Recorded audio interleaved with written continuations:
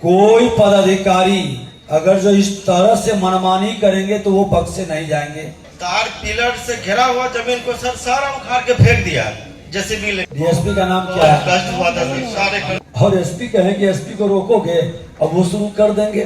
साहब 1 साल पहले का है सर ये। वो काम कैसे करने लगा? जब भी जाते हैं जमीन पर सर वो लोग आ जाता है गाड़ी से, हमको जान से मारने का धमकी देता है, बोलता है कि तोड़ी खाने आओगे मार देंगे। डीएम साहब इसकी जांच करवाइए।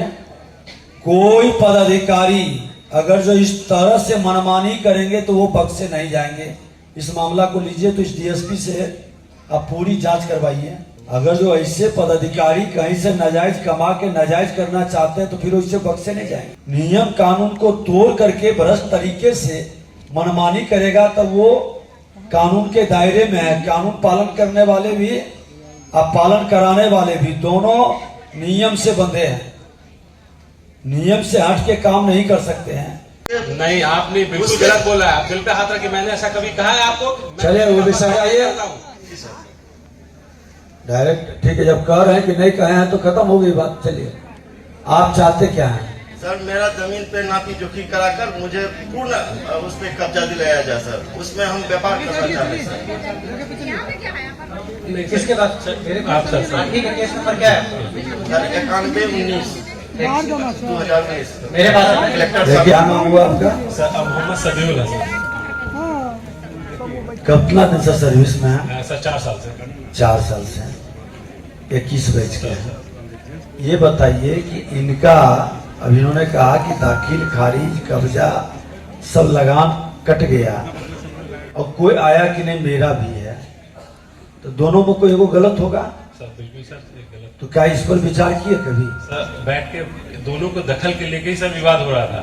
फिर उसको 144 क्या होना चाहिए? पढ़े लिखे आदमी लगते हैं, बताइए होना क्या चाहिए?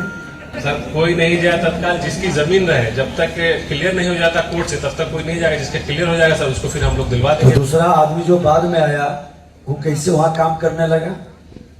सर उनका भी पहले वो काम कैसे करने लगेगा? सीओ साहब 1 साल पहले का है सर ये। वो काम कैसे करने लगा?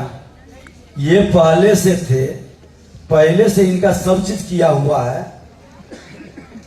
एसपी आ जाए और एसपी कहें कि एसपी को रोकोगे अब वो शुरू कर देंगे।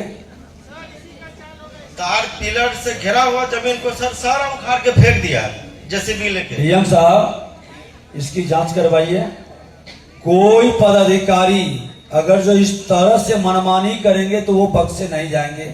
इस मामला को लीजिए तो इस डीएसपी से आप पूरी जांच करवाइए।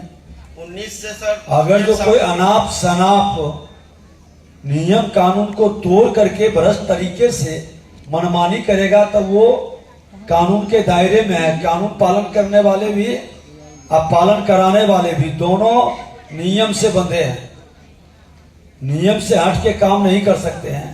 आप लोगों की सहानुभूति तो जो हम बार बार कह रहे हैं कि चेहरा देख करके काम नहीं करना है।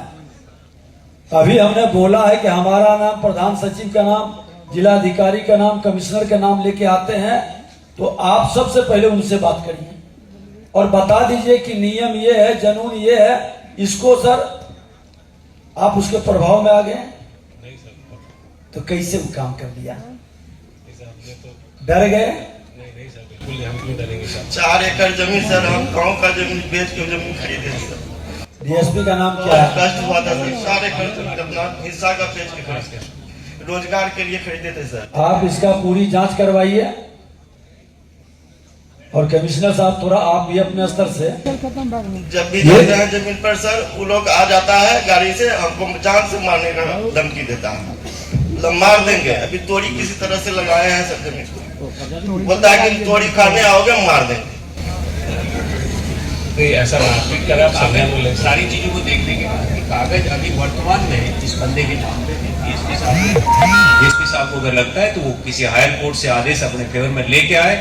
अदरवाइज स्टेटस को जो इसके हाथ में है तो वो करना चाहिए। एडीएम साहब का आदेश तत्कालीन एडीएम का 17-18 का आदेश में देख रहा हूँ, उसमें तो लग रहा है कि इनके फेवर में आदेश, इन्हीं के आदेश के आलोक में तो फिर तब वो पेंडिंग है तो आगे नहीं बढ़ना चाहिए।